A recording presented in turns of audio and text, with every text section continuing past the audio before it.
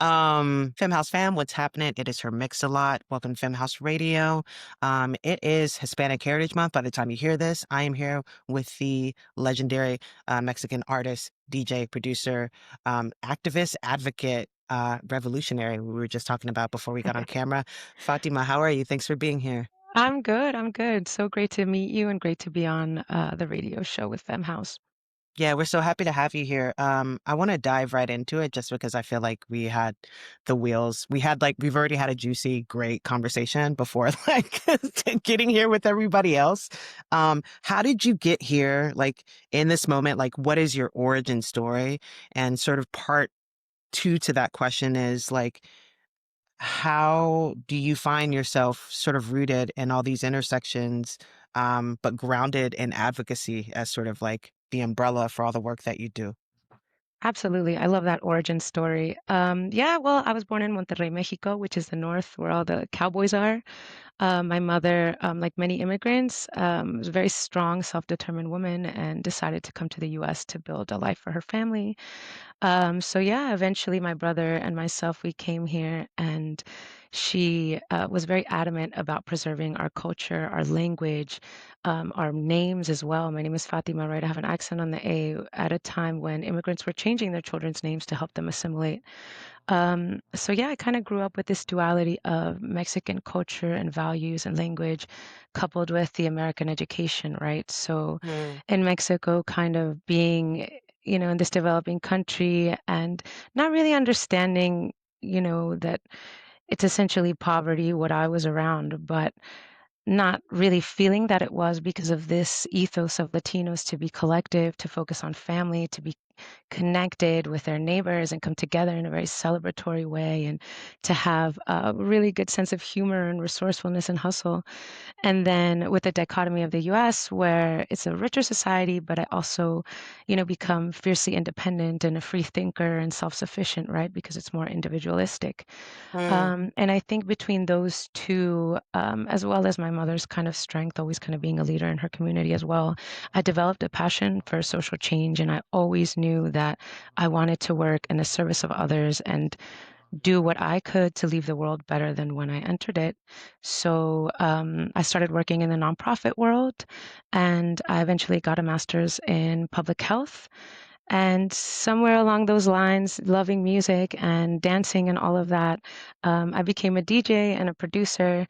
And it just became this natural progression to see the things that needed to be changed, to see the inequities in music, to see that there are people and cultures and feelings that are underrepresented that should be uplifted, and kind of combine this um, passion for social change into the music world. And that's how I founded Sisters in Sound. We started in New York City actually, and have taken it to Mexico. We're in New York, we're in Philadelphia, we're in DC. We have some members in Europe as well. And we're basically a grassroots community of artists. The majority are DJs, but we have singers, we have um, entrepreneurs that, create art and other things. And we basically come together to network, to connect, to learn, and to provide safer spaces for all of us in an industry that maybe doesn't often prioritize those things. So, um, if that's kind of a quick intro about my origin story. First of all, girl, that that was an answer. That was giving like old school early 2000s media training, girl. Like that Oh, dude. was you hit all the talking points. You reminded me of your talking points. You answered the question. You made the question more interesting with your answer. Like you ate that. Thank you. Thank you so much. Obviously that was like a really wonderful, like meaty answer. And there's a lot there that I want to pull apart, like while we chat. The first thing that comes to mind, I sort of think about, well, rather at Fem House, we think about like the centering question of like our mission's work is like, what does diversity, Mm, equity, inclusion, safety, like on a macro level, like what do those things mean? mm, And I think that like we're sort of still working through the tangible answers for that. But when I think about it, I think about how important it is to have all of oneself's selves seen, valued, heard, held, included. Um, and I feel like your story is the perfect example of the power in that, right? It's just like you're an immigrant, you're Mexican, you're American, all these things about you. You know, you have a crazy education, you have a crazy background that has nothing to do with like your creator self, and also you have all this experience, lived experience that feeds into your creator self, and it's just like, you know, it's a perfect like storm of ideas and lived experience and perspective, and all of that is what like is your superpower. What would you say to someone sort of trying to make sense of all their selves, um, whether they're a creator or a DJ, a producer, an artist, an advocate? Like, what would you say to a person trying to make sense of all themselves, integrate all themselves, and have impact on the parts of themselves that like have need? Oof. Yeah, I mean, I think it's funny you say that because growing up, as a kid, you don't want to be different from everyone else, right? So, I Hmm. mean, I remember the struggles of all of that. Um, and it's funny because now I think we're at a moment in time where everyone is kind of embracing, natural hairstyles, and they're learning about other cultures and, fashion and revolutionary movements and things of that nature. So I think right now is a really beautiful point in time to kind of dig into your roots, dig into your family, learn about, what's behind your history and your story, Mm, and recognize first and foremost that no one else can represent those things better than you mm, can, mm, right? And I get a little bit conflicted sometimes because I do think artists should be able to draw inspiration from different things. But I truly believe there is no one else who can represent what you have lived, and, your language and your culture and your inspirations and things that you may not even click with consciously. For example, maybe something that you heard when you were little that your parents would play, or the act of, having certain meals or things like that. But kind of digging into it.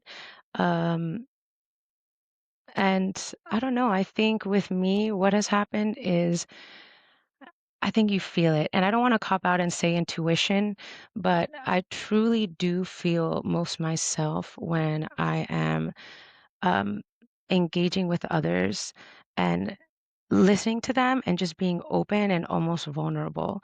mm. So just kind of understanding and feeling what your intuition is saying. And it's almost like a river, and you feel this flow and you know you're on the right path. And I'm not going to say it's easy because, I mean, currently we're at a moment where we're trying to be divided, and we definitely have more things in common than we have differences in this country. But I don't know, I guess being strong, surrounding yourselves with other people who also live their truth and who are confident enough and who can be a role model for you, and engaging in these conversations with others. Um, and yeah, I mean, I don't know if there's an easy way to kind of go about it, but intuition for sure is extremely important. And we all know when we feel that we're on the right path, and we all know when we feel that we're falling short of what our heart is really aligning with, I guess. I love that you name intuition as something worthy of uh, being sort of honored and listened to, and even thought of as a driver toward certain things and ideas and end goals, even because I feel like AFAB people, especially, right? Like, you know, intuition is real. Mm, And AFAB people are often talked out of that mm, idea of it being real. It's labeled emotionality or sentimentality, impracticality. And also, it's really the bedrock to knowing oneself. My intuition is different than your intuition, and so forth and so on. So I love you naming that because it sort of, to me, that feels like a reclamation of AFAB power specifically, and also a reminder of like self and like trusting self, which is, especially in the music industry, especially in a world where it's increasingly difficult to be creative Mm, and stay creative, let alone I'm not even thinking about making a living from doing so, right? mhm. Just being in touch with oneself enough to be creative and want to be creative, um, like grounding in oneself and trusting of oneself. I feel like that's 90% of the battle of doing anything, let alone being creative. Absolutely. And to your point, I actually was discussing with a friend last night. He's Korean American, and he wrote this EP that he's calling Konglish, kind of the mix of Korean and English. And he samples these rappers in Korean, and it's like I'm getting goosebumps because I remember listening to it. But I'm like, wow, like I'm so proud of you for tapping into something that I'm probably sure no one has ever heard before. Hmm. And I was kind of talking to him over strategies on how to kind of promote in a way that's like heartfelt, right? Because I think right now we fall into these traps of I have to make this content and then so and so has Yeah, to play it. And I'm like, yeah. does that feel like art? Does that feel real? Like you're tapping into the real magic of what you made? And I was like, you know what you should do? Like, is it like Korean, like corner stores? Is that a thing? Like, you should go put up a poster up there or like, you know what I mean? Like, tap into the things that are aligning with just your culture that no one would know about and just do it from the heart. Even if that nothing comes of it, if you go up to this person that's in this, Korean corner store and you show them this song of this Korean rapper, they're gonna be like, "Oh my goodness, like I've never heard this. Like this is so special." So it's like things like that where what are you doing for yourself to feel that magic, to feel special, and to honor what you've made? Because sometimes we rely so much on people's opinions and being accepted by society and people that are more influential when it's like actually what do I think about it and what do I feel and what does this make me feel like? Like you said in your intuition, what is that doing to me when I look back at what I've done? That's so real too, because, nothing hits better than an artist that is living in the power of their art and living in the power of themselves at the same time Mm, and thinking only of that. Like, let me meet that artist on the street, even if I don't fuck with like their sound or what they're trying to like. If when you really connect that passion to a consumer, to a like would be fan, like that feels so much different than someone doing something that you can tell they don't really want to be doing, mm, like, and yeah. it's just like, I know often for me, like that can get me most excited about an artist. Um, outside of like their music or whatever they're bringing, like the connection to self, the authenticity. Like, this is kind of a crazy example, but I'm like super hyped for Cardi B's album because I think Mm, her marketing rollout has been so exactly who she is. And it's so rare to see, especially from a star at that caliber, right? Like mm. she's at her heart, she's like a ratchet bitch from the South Bronx. Like, and she like just did a video of her selling her CDs like out on a blanket with incense and like the Oh, Rasta I cap on, saw which that. I you know saw what I that. mean? And that's a quintessential Dominican South Bronx in the summertime experience, Literally. like that is who she is. And like I just when artists like when that starts clicking Mm, for artists and they can draw those lines, like that is what's powerful. absolutely. And they make the decision to say, I'm not going to care what people say. You know what Hmm. I mean? It's not going to be like a ploy. It's going to be like, I fuck with this. This is, what I do. And yeah, I love her. She's always been real. Yeah, she's hella real, and it's just like that's so in the super mainstream space. It's so refreshing and rare. Absolutely. And I mean, just one last point. I was in Berlin just a few weeks ago, and I was just thinking, man, there's all of these artists that do these like tour circuits in these different places with this ethos of there's no video, there's no, photo content, there's nothing really to remember. Sometimes they record their sets, but they play these amazing shows and they have these very fulfilling, artistic careers. And there's no social media content really around it. You know what I mean? Where it's Hmm. like, wow, we really are a little misoriented in the US sometimes to think that Yeah.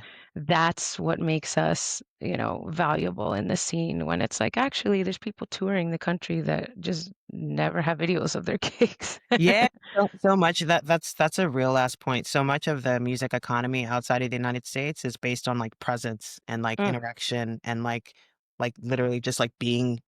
being here now, being Mm. where you are when you are there. That's real. I wish like my wish is that every like creator gets to experience that. Like Oh, every absolutely. creator outside of like inside of the US gets to leave the US and see like what it feels like for it to be all about the art and all about the connection, all Oh, about the community. 100%.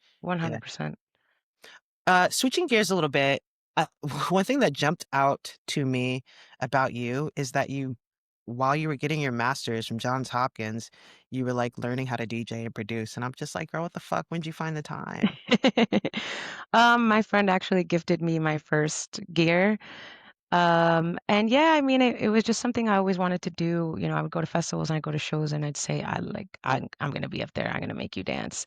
And I will say, I mean, I started 6 or 7 years ago, and it wasn't easy because back then, people didn't have their own gear, right? Like now, I think it's more accessible. There's YouTube videos, there's schools that you can come and practice in. But back then, I didn't really have too many people to kind of like just pop over and learn from. Hmm. Um, so it was very kind of like an isolated, slow going kind of thing. But the beautiful thing about DJing is you have small wins that kind of keep you going. Whereas production, I picked up when I was in Mexico during the pandemic, and it really came from a place of wanting to speak, right? To wanting to have this voice as a Mexican woman, as an Mm, artist, mm, versus just having a joy and, you know, dancing and sharing music.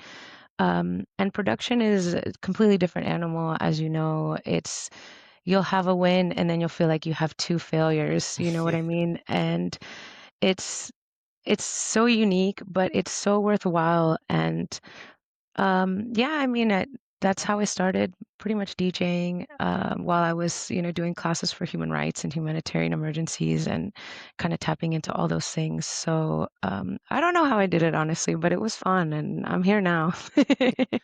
Uh, I wonder, you named, when you were sort of starting to learn DJing, there Mm, weren't a lot of sort of easily accessible avenues mm, for you to do that. And you said specifically, like, there weren't a lot of people that I could like learn from. yeah, This is 6, 7 years ago. yeah. 6, 7 years later, you also learned how to produce. And now you have an organization, Sisters in Sound, that provides all of that infrastructure, like namely support, like people to learn from. How does that feel? Like, I mean, 6, 7 years.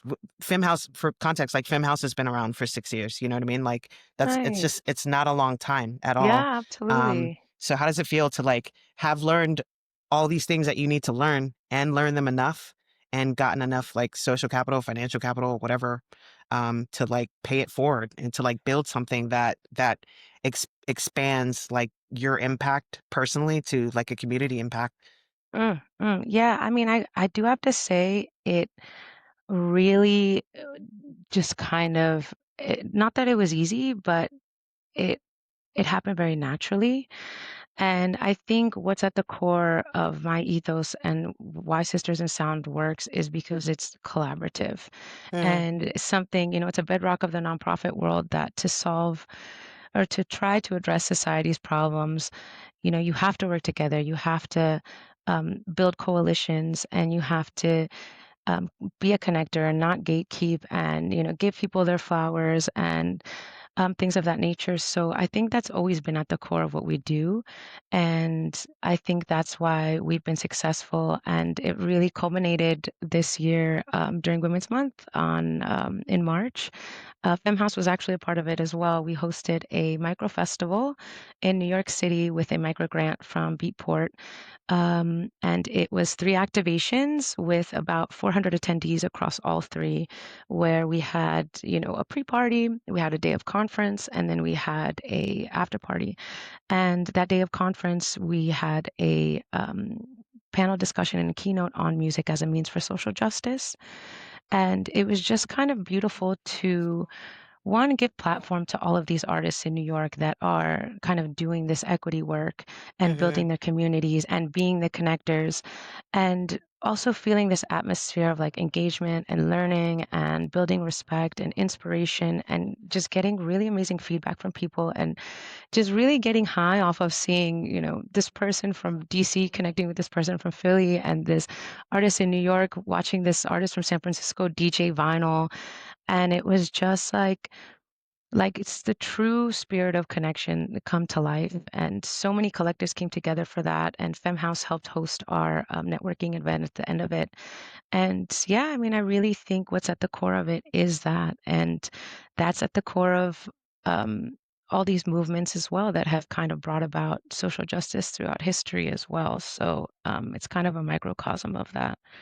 Yeah, coalition building, allyship building. Mm, You need all of it to mm. do anything. I want to take a second to shout out Beatport and their diversity and parity fund. We got one too. Yeah, And you I feel did. like there's nothing you named just like the power in the room at Soundscape. You know what I mean? And just like the power of coming together, celebrating some wins, talking about how we can create more wins, and just like bringing people to a place where they can literally touch and agree. And like that the power in that, the momentum that that creates as we go back to our little corners of the world and our little organizations, that is completely underrated in my opinion. And like shout out to Beatport for creating this Mm, fun, because oftentimes like we used ours for the same means. Like gathering in person is really hard, you know? It's costly, venues, logistics, mm, travel, food, all that stuff. So when you get some funds that you can, do this sort of thing with, like this the scale at which that changes the touch and the agree, the impact that that has is that ripples so much harder. And it's a really amazing program that's highlighted and resourced some really amazing organizations that have done great work. And I just want to take a minute to like say that about them. It's an incredible grant. absolutely, absolutely. And yeah, I mean, I think for us especially, I'm not sure what your team looks like, but we're just normal people with 9 to 5 jobs and just going on these weekly calls with these artists, and all over in every city, Philly and New York. I felt so blessed and so grateful that we all just identified in the mission. And it was 3 months because we got it in a very condensed amount of time. And Hmm. just the amount of work that was put into it for just a return of what you said, just really building this momentum and truly just to inspire other people to live like that as well. Like, I Yeah. feel like everything I do, I want people to be like, wow, we can be this way. You know what I mean? Like, we don't have to be competitive. We don't have to think things are a fixed pie. We can flourish and be successful if we help other people. And I am living proof of that. I truly believe everything I've done has come back to me like tenfold. And it's lovely, and I hope other people can experience that as well. And we all flourish and we all float. Tell the folks about your mix for Fem House Radio. How do you like? What's it going to sound like, and how do you want them to leave feeling after listening? Oh my goodness. So this mix, I think it's the best one I've ever done. I can't wait. It's Yeah. gonna be so sick. Yeah, so it's Mexican Independence Day on the 16th. This is going to air the 17th, and I very truly wanted to root in the Latino ethos. So I kind of kick off with Nati Peluso, who is essentially a pop star. But in Latin music right now, in Spanish rap, and Spanish singers, with women especially, they are really innovating in the sense of you'll hear liquid D&B, you'll hear breaks, you'll hear dembow, the really nasty rappers. So I really wanted to kind of bring that in, and I have her on there. I did some mashups of other women rappers, and as I told you before, I used a clip from an Angela Davis interview, where she's discussing revolution and um, just to quickly quote her, she says, if people are serious about moving ahead to create a better society, they should not allow themselves to be deterred simply because a few people at the top decide that they are going to unleash all of their forces of oppression to stop them. And to me, it was really important to um, kind of underline that at this moment in time because I feel like we should understand that we shouldn't be contracting in this moment. We Mm, shouldn't just be concerned about ourselves. We shouldn't be bystanders. We need to intervene because what's affecting, our Black and Brown neighbors and community members, our LGBTQ members, it's going to affect us. If we're getting brutalized, if our due process and constitutional and human rights aren't being respected, it's going to affect all of us. And the thing is, music is such a really beautiful avenue to mobilize because as artists, we already kind of have a crowd by default. We already come together mhm, as a community for music, and music helps us be free, and music brings us together when things are trying to divide us, and society and politics are trying to divide us. So I really think that as art makers as well, we have a duty to really mobilize and do what we can. And I'm not saying everyone should take to the streets and risk arrest, but if you can fundraise for organizations, volunteer for organizations, mutual aid groups, if you can do some research on policies or candidates that are coming up that align with your values, if you can, help and support these communities that are, undergoing these issues, if they're, Latino artists or Black and Brown artists right now, highlight them and keep the global conversation going, build that morale, build that inspiration, because that's always been the place of music, art, and literature in these movements. mm. And yeah, and so I have her on there, and besides that, I have two of my tracks on there. One is forthcoming on an album from my dear friend, the artist Hover, based in Berlin. And this track is actually, it has my vocal. We're kind of playing around with this whole vibe of the backstage girly. Mm. And she's basically discussing, I'm only here for the after party and, I want champagne and just kind of going off on these, tangents about how, she's kind of better than all of this stuff. So it's kind of our playful way of, just poking fun at certain things in the industry. And I have another track on there as well.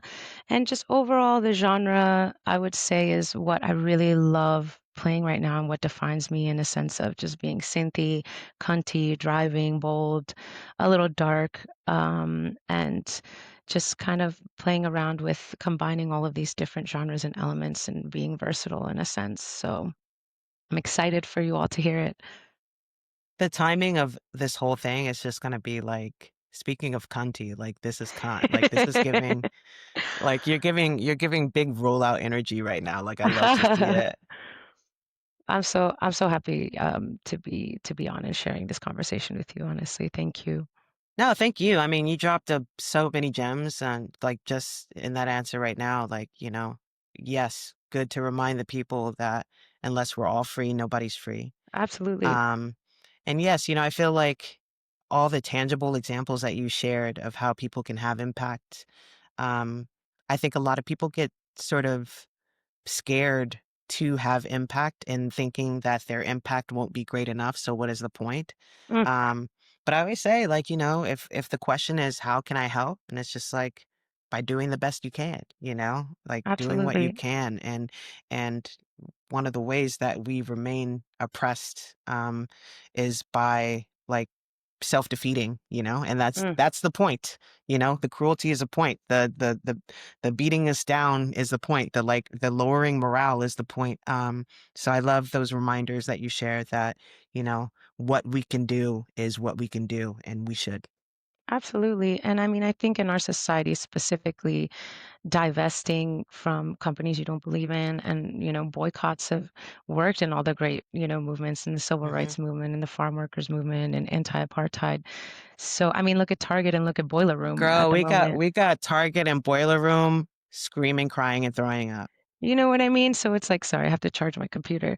Now you good. Um, so I think as a consumer society, for better or worse, we can put our money where our mouth is and really catalyze change that way. For sure. Last question before we part ways. And I'm sad to part ways because I'm having a great time talking to you. Um, you're sitting down with your younger self and y'all are having a conversation. It's like you and baby Fatima. Either what would you tell baby Fatima to get baby Fatima here today with me? Or what would you have baby Fatima tell current day Fatima to keep Fatima going and pursuing, the right path? Number one, I would tell myself to just love myself a lot more. And it's very basic because I feel like we we're the hardest on ourselves, we're the most critical on ourselves, and we look back and get embarrassed of things we've done where it's like actually like we're here now because of all of those things, right? So self-love, number one. And it's funny you say that because one of the practices that I do in meditation, for example, is you see yourself as a child and Mm. you give love to that child. And, if you see that, baby in front of you, you wouldn't talk to them the same way that you would talk to yourself right now. So that's number one. And I think baby Fatima would just tell me to, I don't know, keep dancing and keep enjoying herself, and just keep being real, honestly. Wise words from a future icon in the making. Oh my goodness, thank you.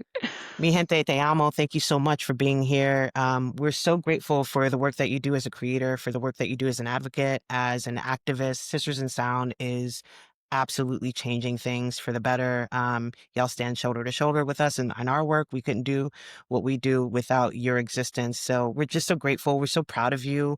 Um, and it really is a pleasure to share community with you. Thank you very much. Thank you. Thank you so much. And Viva Mexico. Viva Mexico! Beautiful. Awesome.